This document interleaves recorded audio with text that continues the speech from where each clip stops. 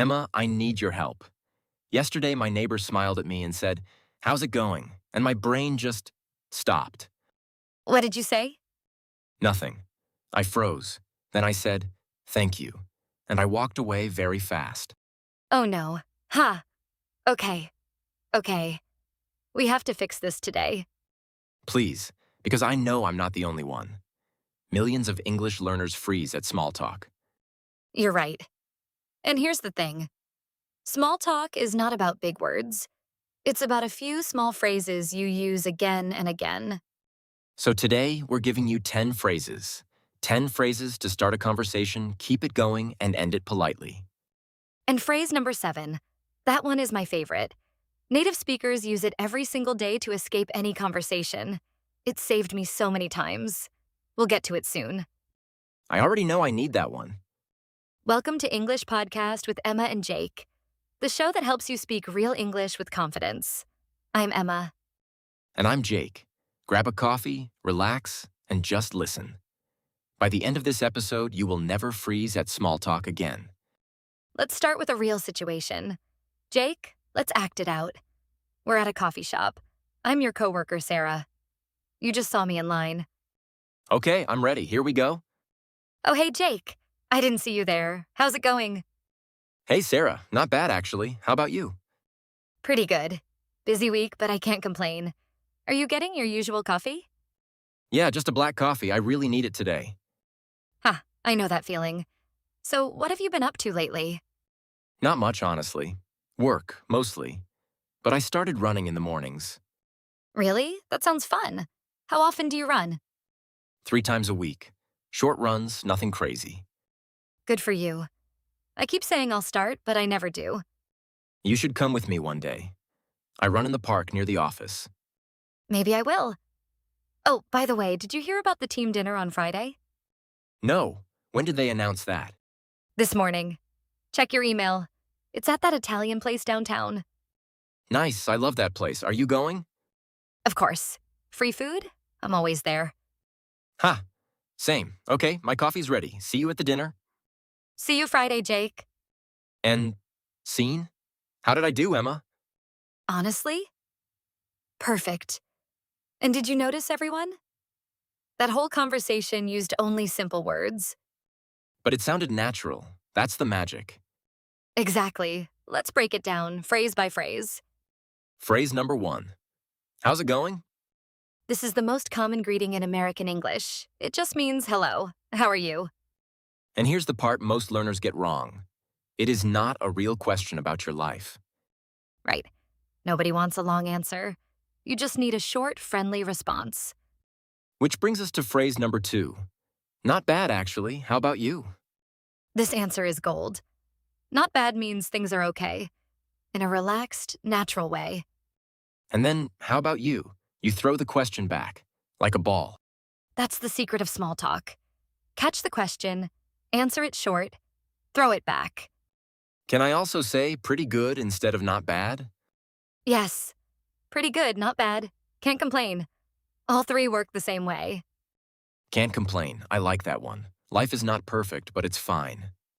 Exactly. Now, phrase number 3. What have you been up to? When I first heard this, I understood nothing. Up to? Up to where? Ha, fair. It simply means, what have you been doing recently? So if my friend says, "What have you been up to?" I can say, "Work, mostly." Perfect answer. Or you share one small thing, like you're running. Ah, and Sarah reacted with phrase number 4. That sounds fun. Reactions keep the conversation alive. That sounds fun. That sounds hard. That sounds interesting. So when someone shares something, I don't just say, "Okay." Please don't say just okay. That kills the conversation. React first, then ask a question. Got it. React, then ask. Oh, and I have a confession, Emma. Tell me. Last week, someone asked how I was, and I said, "I'm so boring today." Oh, Jake. Okay, listen to this one twice, everyone. Boring and bored are different. I know now, but please explain it. I know many people make this mistake. If you say I'm bored, you feel boring. No, wait. Ha! Even I have to say it slowly. See? It's tricky. I'm bored means I feel no interest. Something around me is not fun. And I'm boring means I am not an interesting person. Yes. So when you told them I'm so boring today, you said, I am a boring person today. No wonder they laughed. Okay, I'm bored, with a D is the feeling. The movie is boring. I am bored. The meeting is boring. I am bored. Boring thing, bored person, I will never mix them again. Quick pause, everyone. If these phrases are helping you, hit subscribe and give this episode a like. It helps us bring free lessons like this to more English learners around the world. Okay, back to the coffee shop. One more phrase from the coffee shop. By the way, Sarah used it to change the topic, right? By the way, did you hear about the dinner? exactly. By the way is a soft way to bring in a new topic. It's polite and very common. So I can be talking about coffee and then say, by the way, how's your sister? Perfect. You'll hear it in almost every English conversation. Emma, can we practice? Shadowing time? You know I love this part. Yes. Everyone, this is how you build muscle memory. I say a phrase, then silence. You repeat it out loud. Even if you're on the bus, whisper it. Your mouth needs the practice, not just your ears. Ready? Phrase 1, how's it going? Again, how's it going? Now the answer. Not bad, actually. How about you? One more time, a little faster. Not bad, actually. How about you? Next. What have you been up to? Feel the rhythm. What have you been up to? It flows like one long word. What have you been up to? Ha, almost. Now the reaction. That sounds fun. With energy, everyone. That sounds fun. And the topic changer. By the way, By the way, good. If you said these out loud, you're already ahead of most learners. if you stayed silent, rewind 60 seconds. We'll wait for you. Okay, that was scenario 1. Easy mode. Friends and coworkers. Now, ready for the harder one? Talking to a complete stranger. My nightmare. Let's do it. New scene. We're at a friend's birthday party. You don't know me. I'm standing near the snacks alone. Okay, watch me break the ice, everyone. Here we go. Hi there. I don't think we've met. I'm Jake. Oh, hi, I'm Maria. Nice to meet you. Nice to meet you too. So, how do you know Daniel? We work together. What about you? We were neighbors for 5 years. He still owes me a ladder, actually. Ha! That sounds like Daniel. This party is nice, isn't it? It really is. The food is amazing. Have you tried the little cheese things? Not yet. I've been guarding the chocolate cake corner. Smart choice. So, Maria, what do you do? I'm a nurse. Busy job, but I love it. How about you? I'm a teacher. Speaking of busy, this is my first free weekend in a month. Oh, I understand that feeling. Teachers and nurses, we never rest. True. Well, Maria, it was great talking to you. I'd better get going. My wife is waving at me. Of course, it was great catching up. Enjoy the party, Jake. You too. Save some chocolate cake for me. And scene. Jake, that was beautiful. You started and ended a conversation with a stranger.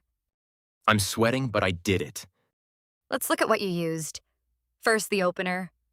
I don't think we've met. This phrase is a safe way to break the ice with anyone. At a party, at work, anywhere. Break the ice.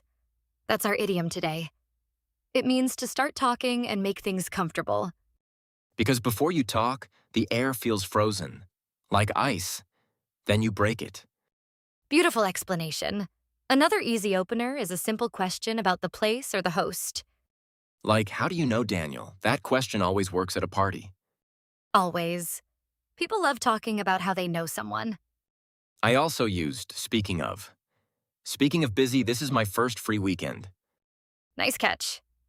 Speaking of connects your sentence to a word the other person just said. Maria said busy job. So I said, speaking of busy, the topics hold hands. The topics hold hands. I'm using that. Okay. And now, phrase number 7. The escape phrase. The one you promised in the beginning. I'd better get going. Say it with me, everyone. I'd better get going. Why is this one so special? because every conversation has to end, and learners freeze at the exit more than the start. True. I never know how to leave. Sometimes I just slowly walk backwards. Ha! Never again. I'd better get going means I need to leave now in a soft, polite way. And you can add a small reason. I'd better get going. My wife is waving. Or, I'd better get going. Early morning tomorrow. Any small reason works. And then close it with warmth. It was great catching up. Yes, catching up means sharing news with someone you know. For a stranger, say, "It was great talking to you." Catching up for friends, talking to you for new people, clear. This phrase will save you someday. I promise. Exit like a native. Wait, Emma, one more situation. What if it's not a friend and not a stranger at a party? What do you mean? My boss, the elevator, just the two of us. 8 floors of silence.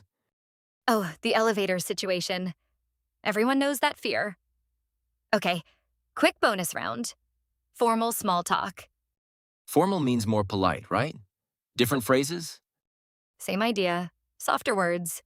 Let's act it out. I'm your boss, Miss Chen. The door's just closed. Oh, good morning, Miss Chen. How are you doing today? Good morning, Jake. I'm doing well, thank you. How are you? Very well, thanks for asking. Busy day ahead? Quite busy, yes. We have the big meeting at 10. Are you ready for it? Almost. I've been preparing the report all week. Glad to hear it. Your work has been strong lately.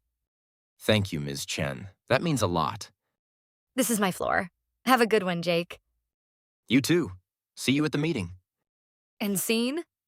Did you hear the differences, everyone? How are you doing instead of how's it going? A little longer, a little softer. I'm doing well, thank you.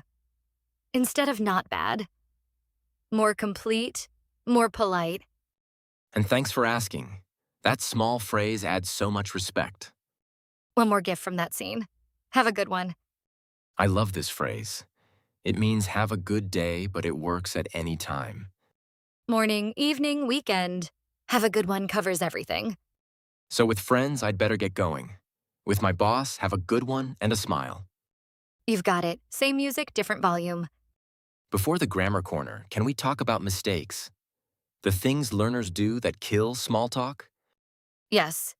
The top 3. Mistake number 1, the one-word answer. Someone asks, how was your weekend? And the learner says, good. Just good. And then silence. The conversation dies right there. I've done this so many times. Not because I'm rude, because I was afraid of mistakes. We know. So here's the repair. 1 word plus 1 detail. Good. I went hiking with my brother. 1 detail. That's all. The other person now has something to ask about. Mistake number 2. Answering the exact question and nothing else.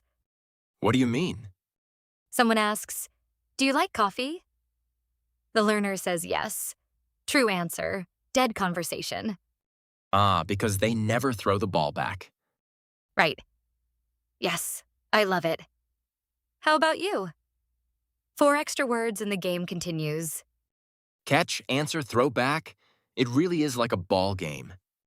And mistake number 3. This one is about the body, not the words. Let me guess. Looking at the floor? Looking at the floor or looking at the phone. Your words say hello. Your body says go away. So even with perfect phrases, no eye contact means no conversation. A smile and 2 seconds of eye contact do more than 50 new words. 1 detail, throw the ball back and look up from the phone. 3 repairs.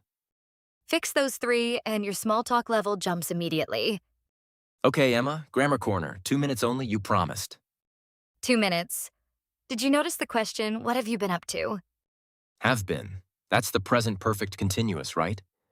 Yes, but don't worry about the name. Just feel the meaning. It connects the past to now.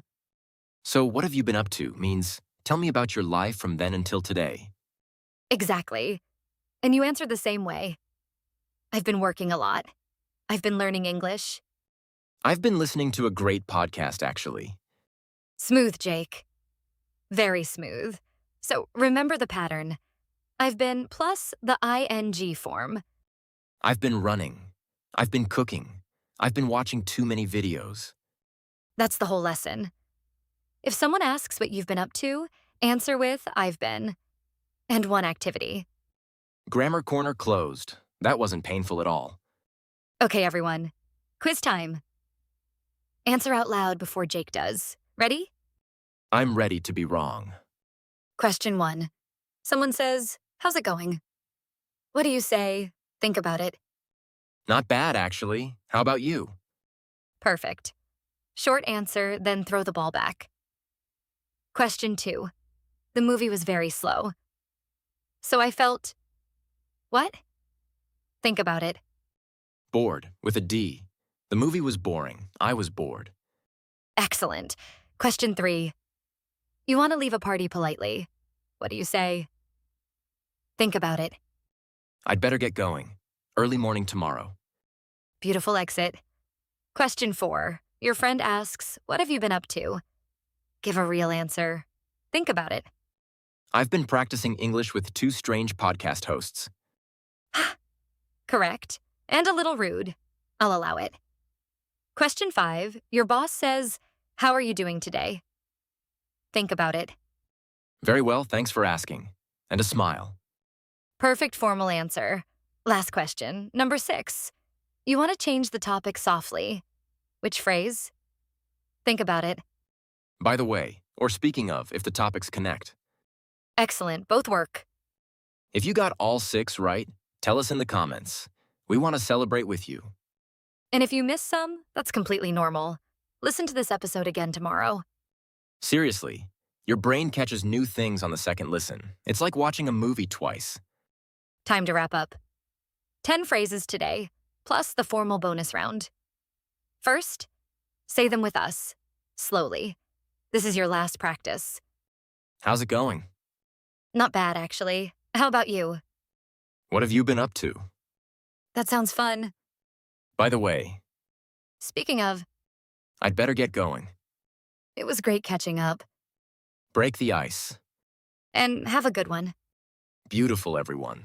Now the fast recap for your memory. How's it going? Not bad. How about you? What have you been up to? That sounds fun. By the way, speaking of, and the famous number 7, I'd better get going. It was great catching up. Break the ice. And of course, bored versus boring. Save this episode. Listen again tomorrow. Your ears learn by repetition. And here's our question for you. What's your answer when someone says, how's it going? Write it in the comments. We read every single one. The full transcript of this episode is free. The link is in the description. If this helped you, subscribe and share it with a friend who freezes at small talk. Next episode, we're taking you to a job interview in English. Don't be scared. You'll be ready. Until then, keep listening. And keep speaking.